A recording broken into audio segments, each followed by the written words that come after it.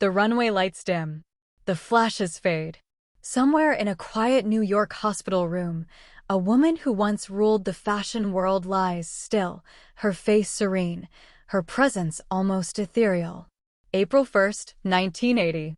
She is only 40 years old. The news will travel through modeling agencies, editorial offices, and backstage corridors like a sudden gust. For a woman who spent her life in front of cameras, her final moment is unseen, private, almost silent. But before she became the legend known simply as Wilhelmina, she was a girl in a war-torn world. Born Wilhelmina Bamenberg in 1939, in the Netherlands during the shadow of World War II, her earliest memories were shaped not by glamour, but by ration lines, rubble, and resilience. The war carved quiet strength into her bones. In the cold aftermath of Europe's devastation, beauty seemed like a distant, almost foreign concept. Yet, in that bleak environment, she carried something rare, a commanding poise, tall stature, and striking features that would one day define an era. She wasn't born into the fashion capitals. She arrived through sheer will. As the continent slowly rebuilt itself, a teenage Wilhelmina stood out on the streets, not because she tried, but because she simply was. Her height, posture, and timeless face drew glances. It wasn't long before modeling scouts began to notice this Dutch girl who looked like she belonged on a Vogue cover, not in post-war Europe's gray streets. When the opportunity came to travel to New York City, she didn't hesitate. It was the late 1950s, a time when fashion was dominated by American darlings and polished domestic icons. Entering this world as a European newcomer required more than beauty, it required reinvention. So she shed her long Dutch surname and became Wilhelmina Cooper, a name that could glide off magazine covers and be remembered by editors, agents, and designers. This wasn't just a name change, it was a transformation. It marked the beginning of her rise from European unknown to one of the most recognizable faces of her generation. Her first steps into the New York modeling scene were not easy. The industry was both glamorous and unforgiving. But Wilhelmina carried herself differently. She wasn't loud or rebellious. She was disciplined, almost regal in her bearing. Photographers found her easy to frame. Editors found her unforgettable. Designers found in her a living embodiment of timeless elegance.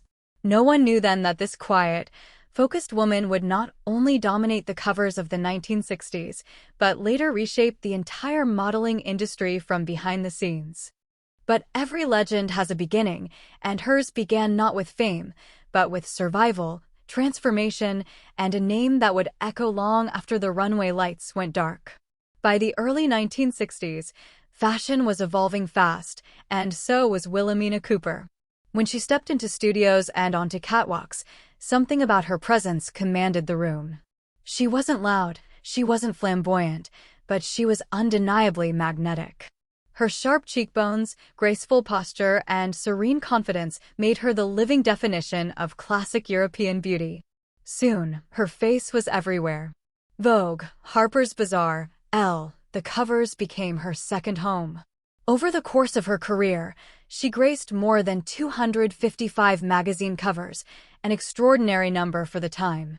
Wilhelmina was not just modeling fashion, she was setting the tone for elegance itself. While others followed trends, she embodied timelessness. Designers like Dior, Chanel, and Givenchy adored her poise. She didn't just wear clothes, she elevated them. But behind every flawless photograph lay a hidden world of pressure. The fashion industry of the 1960s was unforgiving, ruled by exacting standards and relentless schedules. Models were expected to maintain immaculate appearances at all times. Measurements were scrutinized, faces were constantly under lights, and bodies were pushed to their limits. Wilhelmina was known for her intense discipline. Colleagues remembered how she would arrive early, perfectly prepared, never breaking the illusion. She had a meticulous beauty regimen, strict routines, and an unshakable sense of professionalism. To the outside world, she seemed effortlessly perfect. Inside, however, she carried the quiet burden of someone who knew that even the slightest imperfection could cost her the next cover. Whispers circulated backstage. She was the Iron Lady of modeling. Not because she was cold, but because she was unbreakable. And in an industry built on fleeting trends and fragile egos, that strength made her stand out. Yet, as Wilhelmina reigned supreme, a cultural shift was brewing. The mid-1960s saw the rise of the youthquake movement, a vibrant wave of teenage energy, led by faces like Twiggy, with her short hair, wide eyes, and mod appeal. The world was moving toward youth, rebellion, and pop culture. Wilhelmina's look, mature, elegant, classically poised, was suddenly at odds with this new aesthetic. She represented an older world, polished salons, couture houses, structured gowns. Now, designers were chasing spontaneity, youth, and street style. Many models of her generation quietly faded as the tide shifted. But Wilhelmina didn't vanish. She adapted. She leaned into her iconic status, becoming a symbol of timeless beauty amid a rapidly changing landscape. While the industry embraced fresh faces, it couldn't quite let go of her. She was the woman who could still outshine trends with a single glance into the camera. This period wasn't just her peak, it was her defining test. To stay relevant, she had to walk the fine line between classic and contemporary. And through sheer presence, she did. By the mid-1960s, Wilhelmina had already achieved what most models could only dream of: superstardom, covers, and couture. But she was restless. The runway lights were bright, yet temporary. She understood something few in her profession dared to consider: a model's face might be timeless, but her career rarely is. While many of her contemporaries faded quietly into marriage or obscurity, Wilhelmina had other plans. She was watching, learning, and taking mental notes from every agent, editor, and power player she encountered. Behind that graceful exterior, she possessed a sharp, strategic mind. In 1967, she made a bold and almost unheard-of move. She founded Wilhelmina Models in New York City. At a time when nearly all agencies were run by businessmen or outsiders, this was revolutionary. Here was one of the world's top models stepping behind the desk, saying to the industry, "We can represent ourselves." Her vision was simple but radical: create an agency run by a model for models. She understood their fears, their ambitions, and the power dynamics they faced. Wilhelmina Models wasn't just a business, it was a quiet rebellion against an industry that often treated models as replaceable. The early days were tough. She started the agency with limited resources and a small team, working out of modest offices. But Wilhelmina had something money couldn't buy: credibility. Models trusted her. Photographers respected her. Designers admired her legacy. Young talent began to flock to her agency, drawn by the idea of being represented by someone who had lived their struggle. And then came the competition. Ford Models, run by the formidable Eileen and Jerry Ford, dominated the industry. They were the gatekeepers, controlling the biggest names and campaigns. For Wilhelmina, stepping into that territory was like walking onto a battlefield. She didn't shy away. Quietly, strategically, she began poaching Ford's talent, not with aggressive tactics, but with empathy and vision. She offered better contracts, more personal attention, and the chance to build real careers. It worked. Her agency started gaining traction, signing faces that would soon become iconic. This sparked one of the most intense rivalries in American fashion history. Lawsuits were filed. Whisper campaigns began. Ford accused her of breaking unwritten rules. Wilhelmina, composed and diplomatic in public, stayed focused behind the scenes. She wasn't interested in making noise, she was building an empire. Her move from model to mogul sent a ripple through the industry. It challenged traditional power structures and proved that beauty and business acumen could coexist. In a world that celebrated her face, Wilhelmina forced it to respect her mind. By the end of the 1960s, she had not only redefined her role, but reshaped the entire modeling landscape. What began as a bold experiment would soon launch a new generation of stars and change how models saw themselves forever. On the surface, Wilhelmina Cooper was unstoppable. She had conquered the runway, reinvented herself as a businesswoman, and built an agency that was quietly shaking the foundations of the fashion world. She was elegant, poised, and in control. But behind the immaculate facade, a far more fragile reality was unfolding, one that very few saw, and even fewer truly understood. The fashion industry of the 1970s was relentless. Her agency was expanding, her roster growing, and Wilhelmina was constantly in motion: meetings, castings, negotiations, and appearances. She had become both the architect and the face of her empire. But the pressure to maintain perfection, as a former supermodel and now as a mogul, never left her. She was expected to look flawless, speak gracefully, and never show fatigue. In private, Wilhelmina began to experience the toll of years spent in a demanding, image-driven world. Smoking, which had once been a common backstage habit during her modeling days, remained a part of her life. Like many in her generation, the health risks were rarely discussed openly.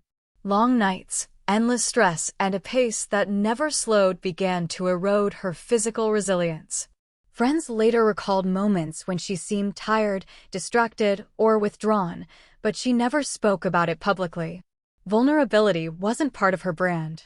She had built her career on discipline, and she carried that same armor into her personal struggles. Amid the growing empire, Wilhelmina was also a wife and a mother. Her marriage to Bruce Cooper, a prominent figure in her life, gave her a home base amid the whirlwind. Together, they had 2 children, Melissa and Max. Wilhelmina was determined to give them a sense of normalcy, even as her face appeared in magazines and her name on agency doors. She balanced boardrooms and bedtime stories, castings and classrooms. She often carried herself like 2 different women, the commanding force behind Wilhelmina models by day and a warm, attentive mother by night. But this balancing act came at a price. She rarely spoke about stress. She absorbed it. She wore elegance like armor. Then came the devastating news: lung cancer. The diagnosis arrived quietly in the late 1970s. Wilhelmina chose to keep it a secret from the public. Very few knew how serious it was. She continued to attend meetings, host events, and manage her agency, even as her health deteriorated behind closed doors.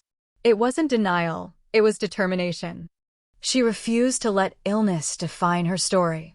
To the outside world, she was still the formidable Wilhelmina, strong, poised, untouchable.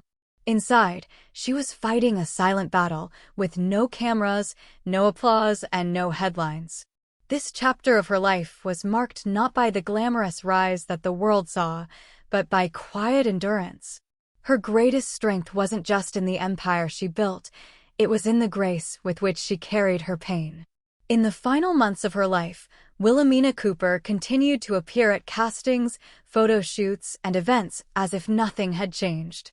Her posture remained flawless, her voice calm, her presence magnetic. Most of those around her had no idea how ill she truly was. She had mastered the art of composure so completely that even as her body weakened, her image remained radiant. One of her last major public appearances, often remembered as her final photo shoot, is almost poetic in hindsight. She stood before the camera, elegant and composed, her features lit with the same quiet strength that had once defined an era of fashion. There's a stillness in those final images, a kind of grace that seems to hold back everything unsaid. The camera captured beauty. It did not capture the battle. Privately, her illness was advancing quickly. The lung cancer that had been kept secret was now in its final stages. Yet, she chose to keep working, to keep showing up, to keep being Wilhelmina for everyone who depended on her. She didn't want sympathy. She wanted stability for her family, for her models, for the agency she had built with such precision. Then, on April 1, 1980, at the age of just 40, Wilhelmina Cooper passed away in New York City. The news struck the fashion world like a sudden silence after a long, glittering show. Models, designers, photographers, editors, everyone who had crossed paths with her felt the shock. She was too young, too iconic, too present to simply vanish. Tributes poured in. Former colleagues described her as both a mentor and a mystery. Young models spoke of her kindness and guidance. Industry veterans remembered her steely determination and business genius. But above all, there was a collective disbelief. The woman who seemed untouchable had been quietly fighting a battle no one truly saw. After her passing, Wilhelmina Models faced an uncertain future. She had been the soul of the agency, not just its founder, but its heartbeat. Leadership transitioned to those closest to her, and for a time, many wondered whether the agency could survive without her steady hand. But the foundation she had laid was strong. Her vision had already reshaped the way agencies operated, and her influence lingered in the contracts, the scouting practices, and the relationships she had built. Under new leadership, Wilhelmina Models continued to grow, signing rising stars and pushing into new markets. Her death didn't mark the end of her story. It marked the beginning of her legacy. The models who came after her, many of whom never met her, were unknowingly walking through doors she had opened. In life, Wilhelmina redefined beauty. In death, she became a quiet architect of the future. Her absence was deeply felt, but her blueprint remained etched into the industry's structure. The woman who once graced the covers had now become the unseen force behind countless faces. The story of Wilhelmina Cooper doesn't end with her death. In many ways, it truly begins there, not as a face on a magazine, but as a blueprint that shaped decades of fashion to come. The modeling landscape of the 1980s and 1990s is often remembered for its towering supermodels, names like Naomi Campbell, Cindy Crawford, Linda Evangelista, and Christy Turlington. But long before the word supermodel became a cultural buzzword, Wilhelmina had already laid the groundwork. Her agency nurtured talent in a way few others did. She didn't just book models, she built careers. She understood how to shape an image, tell a story, and make a face unforgettable. Her approach to scouting was visionary. She sought beauty in unexpected places, believing that uniqueness could be more powerful than convention. This quiet rebellion against rigid beauty ideals would ripple outward, influencing agencies across the world. The strategies that became standard practice in the 80s, aggressive scouting, international expansion, personalized branding, were pioneered by a former model who dared to step into the boardroom. One of her most forward-thinking contributions was her early support for diverse representation.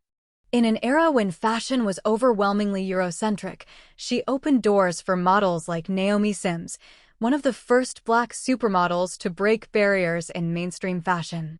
Wilhelmina saw beauty where others refused to look. She championed talent that the industry had overlooked, helping to slowly push fashion toward a broader, more inclusive vision. And yet, for all her influence, Wilhelmina's name is not as widely remembered as those she helped inspire. While her agency continues to thrive, her personal legacy has faded from mainstream memory. Ask someone to name the icons of modeling, and you'll hear the faces she launched, not the woman who built the infrastructure behind them. This fading is not unusual in fashion. The spotlight is almost always pointed at the muse, not the maker, at the face, not the force. Wilhelmina's story is a poignant reminder of how easily women's power can be rendered invisible, even in industries they helped define. She wasn't just a beautiful face, she was a strategist, a leader, and a visionary. Her life is a blend of myth and truth, the myth of effortless glamour and the truth of quiet resilience. She built an empire in stilettos, balanced motherhood with mogulship, and faced mortality with grace. As the documentary closes, the runway lights dim once more. Archival footage of Wilhelmina flashes across the screen, backstage laughter, elegant poses, firm handshakes in boardrooms. A soft narration lingers. She gave faces to others, but history forgot to give one to her. Yet her fingerprint is everywhere, in the contracts, in the covers, in the dreams of every model who dared to believe they could be more than just a photograph. Wilhelmina Cooper wasn't just part of fashion history. She helped write it.